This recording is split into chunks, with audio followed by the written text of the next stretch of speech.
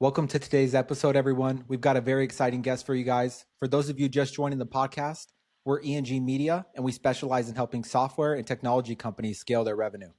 So if you want to learn how to take your software or tech business to the next level, make sure to stick around. And if you're interested in a free growth consultation, just drop us the word growth in the DMs. But without further ado, Babar, thank you so much for joining our podcast today. Really excited to dive into iTitans and all the awesome things that you guys are doing. So appreciate you coming on. Lovely. Thank you so much for having me, Tyson. Excited to be here. Absolutely, man. So let's go ahead and just dive in. Maybe we can start by you telling us a little bit about iTitans and the role that you play in the day to day. I'm a tech entrepreneur. I fell into tech about 10 years ago. I say fell into because it wasn't planned. It just happened in a God's planned way. And about 6 years ago, I started unofficially building apps for people. I was doing it for myself. I was finding good success in building good software. And that's where people came up to me and they were like, hey, can you do this for us? And, I was trying to earn a buck at that point. And so unofficially, I started, doing stuff through my same team for people. And as soon as COVID hit, honestly, I just struck gold with the type of projects I was doing. I was more into the health tech side of things at that point. That allowed me to really, level up as COVID came. I tell people that COVID was lucky to me work wise, and Nice. it's funny when you say it like that, but it was, and then had a chance to work with big companies like Lyft and a few other listed companies. From there, I figured out that my vibe lies more in the startup world and helping people take things off the ground. Then we started working with more startups, mid-level companies. Now we have a good mix of clients, Yep. small and big.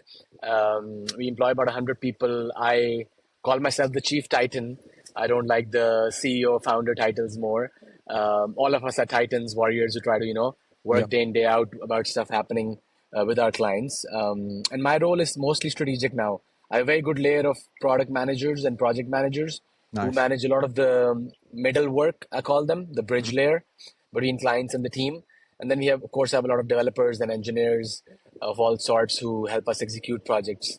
So I sit on the top, training the PMs, helping them in the right direction, fighting some fires. There's always going to be firefighting in business. That's my main role in iTitans as of now.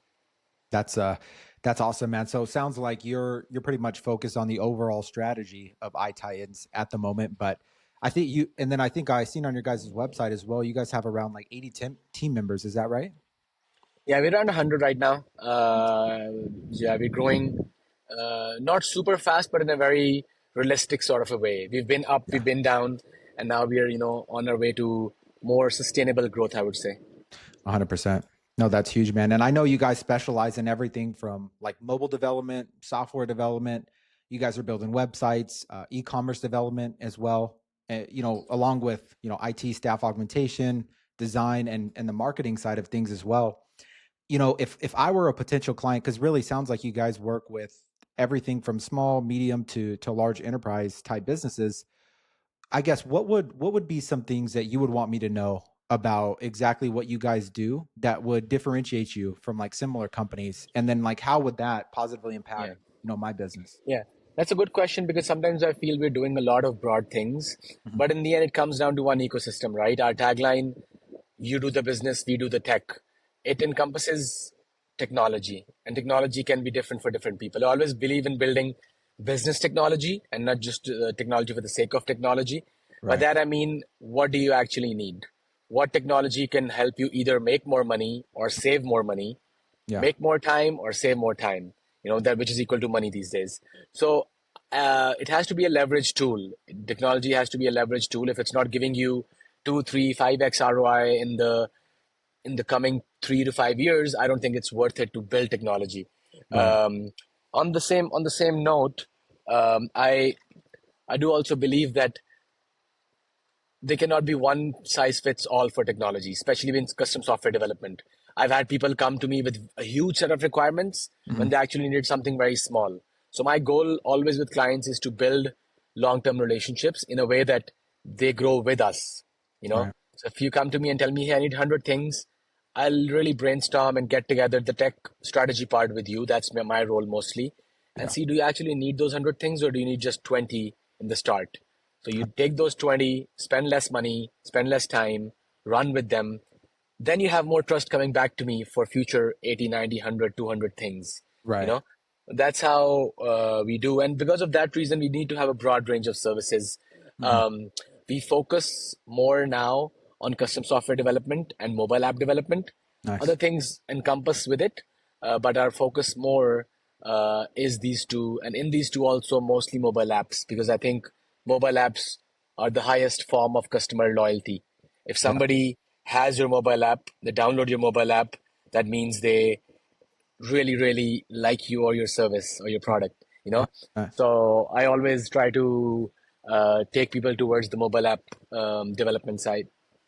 1,000%. No, that is awesome, man. It really sounds like from what you just told me, reminds me of like the 80-20 principle, where like what are the 20% of the things that are going to drive 80% of the results versus the 80% of things that might drive 20% of the results. I kind of mentioned before we started the podcast that I have previous experience, in the corporate world with e-commerce companies as well. And there were a lot of requirements that were brought forward and, things that they wanted from like their CMS platform, as well as like software to help them run their business that might not have really been a big mover or something that's actually worth the time that it takes for it to be developed. Right. And so that's I definitely resonate with everything that you were saying there. And what I'm because now kind of with me being focused in like the marketing side of things, I'm always curious, like, how are you, I guess, currently getting in front of and reaching out to like new potential clients? Like, how do they know that you guys exist? Are you guys like posting content, or do you guys have like a specific strategy around that? The industry that I'm in, Uh-huh. a lot of outbound sales strategies don't work. It's a lot of relationship building. It's a lot of knowing what you do and knowing what you do well, Yeah. and then just being relevant. So yes, we post some content. We try to stay relevant with Yeah. what we're posting, but most of our work comes from either referrals. Our clients are very kind to refer us more and more business, and people that they know, or it's mostly through my personal branding. Yep. People who know me and know what I do, staying relevant to them, and then when they need me, they come to me. I don't believe in selling, especially for this industry.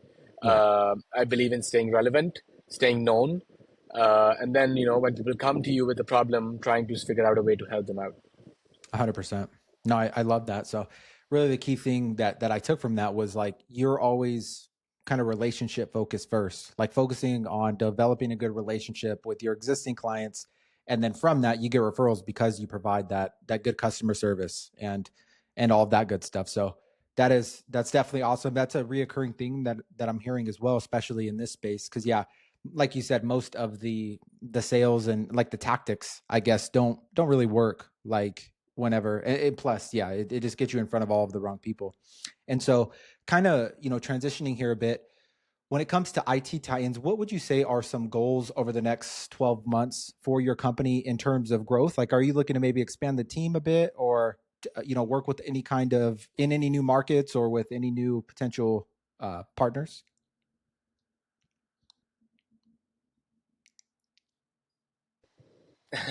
I think I put myself on mute. Um, Oh, there we I go. was saying that's a good question, because I people ask me what industries you specialize in, and I Hmm. always tell them I don't care about the industry, honestly. I care about the people I'm working with. Yeah. The mindset has to match before we start working, which is a very growth mindset, based on trust, loyalty, and long-term relationships. Yeah. Once you have that, I don't really care what industry you belong to. We started with health tech, we shifted to fintech, martech, ecom, um, logistical tech. These days, one interesting thing that we are into right now is Hmm. the home services space and the sports technology space. I've gotten very good clients in these two industries. And Nice. again, this is just honesty by luck. I've not went after these people. These just been the people I've been connected to and who need what I provide.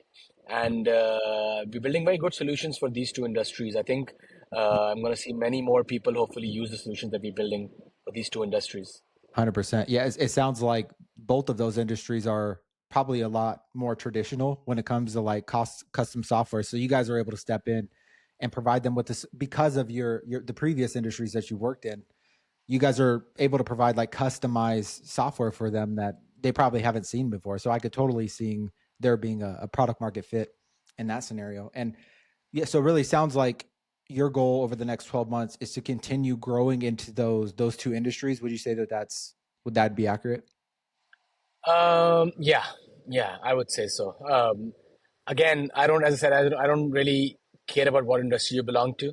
Yeah. I care about what type of person you are and how we can work together, you know.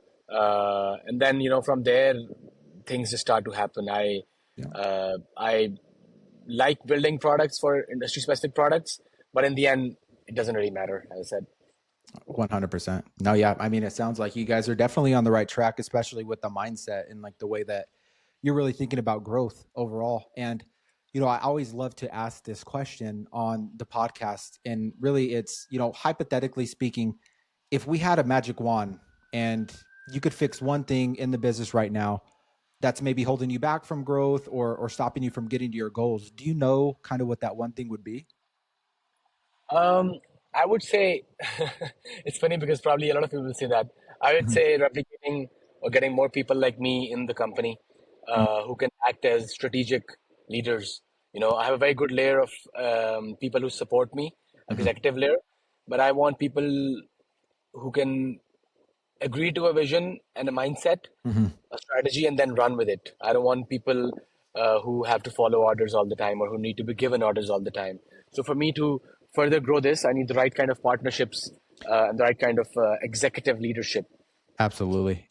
Would you say that it's in any specific department? Like, is it mainly in like maybe like the sales side of your business or in the operations? I mean, it's more growth related, more on the demand side than the supply side. I think we have our supply side pretty nailed with our processes, with our team, with our Nice. SOPs that we have in place. Yeah. I think it's more on the demand side, which is scattered. There cannot be a certain pattern to it, so you need more people to execute at a higher speed. 100%.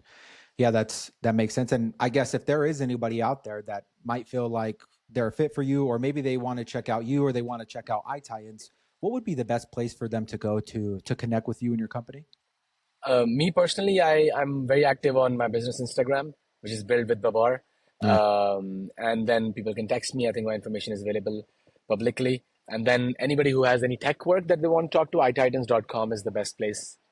Perfect. And I'll be sure to include all of those links in the descriptions. I highly recommend that you guys do go check out iTitans and the awesome things that they're working on. But other than that, thank you again, Babar, for your time today and for the insights. And we'll catch you guys in the next video. Thank you so much, Tyson. Thank you for having me. Absolutely.